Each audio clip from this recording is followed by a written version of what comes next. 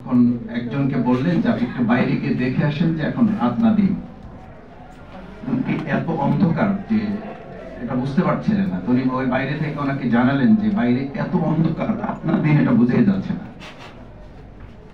তো তখন ওই যে তাকে পাঠিয়েছে সে আবার এত বুদ্ধিমান, সে বলছে যে তোমার অসুবিধাটা কি, রাত না দিন বুঝে নিয়ে গেলেই চলতো, বা একটা আলো নিয়ে যাও তাহলে তো বুঝতে পারবা। এটা এত অন্ধকারে ভরা একটা রিপোর্ট যেটা দেখতে হলে আসলে একটা হেরিকেন নিয়ে তারপর এখানে বসতে হবে, এটা দেখার মতো কোনো আলো নেই। আমি এটা বলছি এই কারণে যে আমাদের ইউনিভার্সিটির একজন সম্মানিত শিক্ষক বলেছেন যে এখানে ভালো কিছু দিক আছে।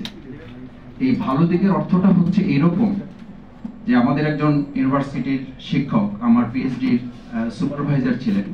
উনি আমাদেরকে কিছু বোঝাতে গিয়ে বলতেন যে অন্ধকারকে দেখার জন্য অন্ধকারের নিজস্ব একটা আলো আছে, অন্ধকারকে দেখার জন্য ওর নিজস্ব একটা আলো আছে, অন্ধকারটা প্রমাণ করার জন্য, আলো প্রমাণ করার জন্য না। এখানে যতটুকু আলো দেখতে পাচ্ছি আমরা, এই আলোটা আলোটার জন্য না, এটা হচ্ছে অন্ধকারটা প্রমাণ করার জন্য। দ্বিতীয় একটা কথা বলি, আপনি রেল বানিয়েছেন বা ট্রেন বানিয়েছেন, ট্রেন যদি স্বাধীনতার জন্য বলে যে আমি আজকে থেকে নদীতে চলার স্বাধীনতা চাই, আচ্ছা আপনি বলেন পৃথিবীর কোন যুক্তিতে কোন মানুষ, বিবেক দূরে থাক, শুধু জ্ঞান, বিবেক বাদ দিই, আমার বিবেকের প্রয়োজন নাই, শুধু জ্ঞানের দৃষ্টিতে যদি আপনি পর্যালোচনা করেন ট্রেনকে যে স্ট্রাকচারে বানানো হয়েছে সেই স্ট্রাকচার ট্রেনকে যদি বলি যে আমি তাকে এখন নদীতে চালাতে চাই, বাস যদি বলে যে না আমি আজকে থেকে স্বাধীনতার অংশ হিসাবে আকাশে উঠতে চাই, এটি কি পৃথিবীর ইতিহাসে এখন পর্যন্ত বাস্তবসম্মত উপায় হবে? হবে না। যেমনটা হবে না, আল্লাহ সুবহানাহু ওয়া তাআলা পৃথিবীতে মানুষ সৃষ্টি করেছেন, আলা লাহুল খালকু ওয়াল আমর, শরীর যার, স্বাধীনতা তার। এটা তো একজন শুধু মুসলিম শুধু বলবো না আমি, যিনি মিনিমাম কোন ধর্মগ্রন্থ মানেন, কোন বিশ্বাসী কোন একটা ধর্মগ্রন্থের উপর তার আস্থা বিশ্বাস থাকে, তিনি এই কথা বলেন না, তিনি এটা বলতে পারেন না, কারণ এটা তার প্রতি অন্যায্যতা। আজকে এখানে দুটো শব্দ বারবার ব্যবহৃত হচ্ছে, একটা হচ্ছে সমতা আর একটা হচ্ছে ন্যায্যতা। আমরা আসলে কোনটা চাই? ইসলাম আমাদের কোনটার কথা বলেছে, মানবিকতা কোনটার কথা বলেছে? এই জায়গাটা আমাদের ধারণ করতে হলে আমি চারটি জিনিসকে ছোট করে বলে শেষ করে দেবো। একটা হচ্ছে পুরো রিপোর্টটা আমাদেরকে আগামী দিনে পারিবারিক জীবন না, আমাদের আগামী দিনে একটা বৃদ্ধাশ্রমের জীবনের দিকে ধাবিত করবে। আমি এখনই দুই একটা জায়গায় কথা বলে খোঁজ নিয়ে দেখেছি যে বৃদ্ধাশ্রমে কোনো সিট খালি নেই। আপনারা জানেন কিনা, নিশ্চয়ই জানার কথা আপনাদের। আমি পত্রিকার কয়েকদিনের রিপোর্ট দেখেছি, বৃদ্ধাশ্রমে কোনো সিট খালি নেই, 6 মাস আগে বুকিং দিতে হয়। এই রিপোর্টের ধারে কাছে যদি আমরা যে চিন্তাও যদি করি, তাহলে বৃদ্ধাশ্রমকে রীতিমতো একটা পেশাদার ব্যবসায় পরিণত করতে হবে, ঘরে ঘরে না, মানে আমাদের লেনে লেনে বৃদ্ধাশ্রম তৈরি করতে হবে। দ্বিতীয় হচ্ছে এই রিপোর্টের মাধ্যমে মূলত একটা পাশবিক সমাজ বিনির্মাণ করা হবে, কারণ আমাদের দুটো ধারা আছে, মানুষের মধ্যে দুটা থিম দিয়ে দিয়েছেন আল্লাহ তাআলা, একটা হচ্ছে মোরালিটি, একটা হচ্ছে এনিমালিটি।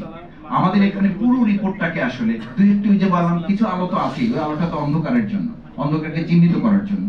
সেই জায়গায় মূলত একটা পাশবিক সমাজ বিনির্মাণ, বন্যতা, যেখানে একেবারে মানুষ মানুষের মতো করে বাঁচার কোনো অধিকার নেই। পাশবিক সমাজ বিনির্মাণের যে কাঠামোটা নির্মাণ করা হয়, সেই কাঠামোটাকে ধারণ করে এখানে কিছু চিন্তা পরিকল্পনা তুলে দেওয়া হয়েছে। এরপরে আমি যেটা আপনাদের সামনে বিশেষভাবে উল্লেখ করতে চাই যে আল্লাহ সুবহানাহু ওয়া তাআলা একটা নীতিমালা দিয়েছেন। আমি অনেক সময় বলতাম যে আমাদেরকে যখন বলা হয় যে পুরুষ এবং আমাদের বোনদের, ভাই এবং বোনদের মধ্যে আমাদের সম্মানিতা বোনদের স্ট্যাটাসের জায়গাটা কোথায়? জায়গাটা তো হচ্ছে এই যে আল্লাহ তাআলা পুরুষদেরকে তো বোনদের দায়িত্ব নেওয়ার জন্য বলেছেন, আর রিজালু কাওয়ামুন আলান নিসা, পরিবারের প্রেসিডেন্সি তো তাকে দেওয়া হয়েছে, গার্ডিয়ানশিপটা তো তাকে দেওয়া হয়েছে, তার ভরণ পোষণের দায়িত্ব দেওয়া হয়েছে না, শুধু তার জবাবদিহিতার আওতায় তাকে রাখা হয়েছে।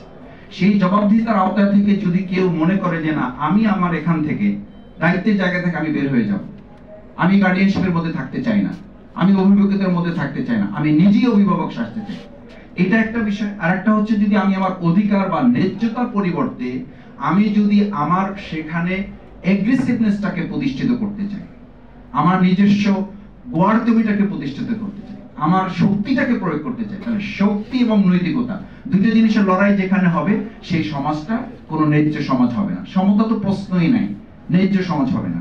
শেষ আমি যে কথাটা বলতে চাই, এই কমিশনকে নিয়ে ইতিমধ্যে শুধুমাত্র আমাদের বিভিন্ন সংস্থা সংগঠন না, আমাদের বোনদের বিভিন্ন প্রতিষ্ঠান এটার বিরুদ্ধে বা এটার ব্যাপারে যত যৌক্তিকতা তুলে ধরেছে।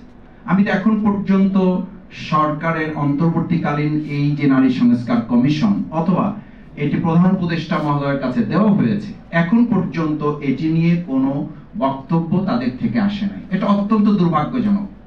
আমি আশা করব যে আজকের এই রাউন্ড টেবিলের বক্তব্য আমাদের একাডেমিশিয়ান যারা আছেন, এখানে যারা কথা বলেছেন, পয়েন্ট ধরে ধরে যে যুক্তিগুলো দিয়েছেন, এইগুলোকে সামনে রেখে সরকার অবশ্যই আজকের এবং বিগত দিনের যত আলোচনা হয়েছে এই নারী সংস্কার কমিশনকে কোনো পুনর্গঠন, সংযোজন, বিয়োজন নয়, বরং এটাকে পূর্ণাঙ্গভাবে বাতিল করে নতুনভাবে ইসলামিক স্কলার এবং সাথে প্রগতিশীল কেউ কেউ বলছেন, আমি বলি ইসলাম নিজেই প্রগতিশীল, ইসলাম দুর্গতিশীল না। এটা যুক্ত করে আরেকটা প্রকার প্রতারণা, এটা যুক্ত করে আরেকটা ষড়যন্ত্র যে ইসলামিক স্কলারদের মধ্যে আবার প্রগতিশীল, ইসলামিক স্কলার আবার প্রগতিশীল, ইসলাম নিজেই এটা প্রগতিশীল। সেই জায়গায় আমি বলবো ইসলাম এবং এই বিষয়ে যারা পারদর্শী এক্সপার্ট যারা, তাদেরকে সম্পৃক্ত করে অন্য ধর্মেও যারা সহনশীল, অন্য ধর্মের প্রতি যারা নিজেরা এটার প্রতি আত্মমর্যাদা এবং সম্মান নিয়ে যারা চিন্তা দৃষ্টিভঙ্গি নিয়ে জীবন পরিচালনা করতে অঙ্গীকারবদ্ধ, সেরকম মানুষদেরকে, ভাইদেরকে, বোনদেরকে যুক্ত করে নতুন কমিশন গঠন করাই হবে আজকের রাউন্ড টেবিলের আহ্বান। সেই প্রত্যাশা ব্যক্ত করে আমার কথা শেষ করছি। সবাইকে ধন্যবাদ। অসংখ্য শুকরিয়া।